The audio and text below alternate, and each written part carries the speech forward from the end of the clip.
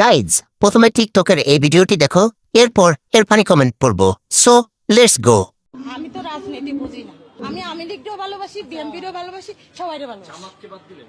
জামাত কি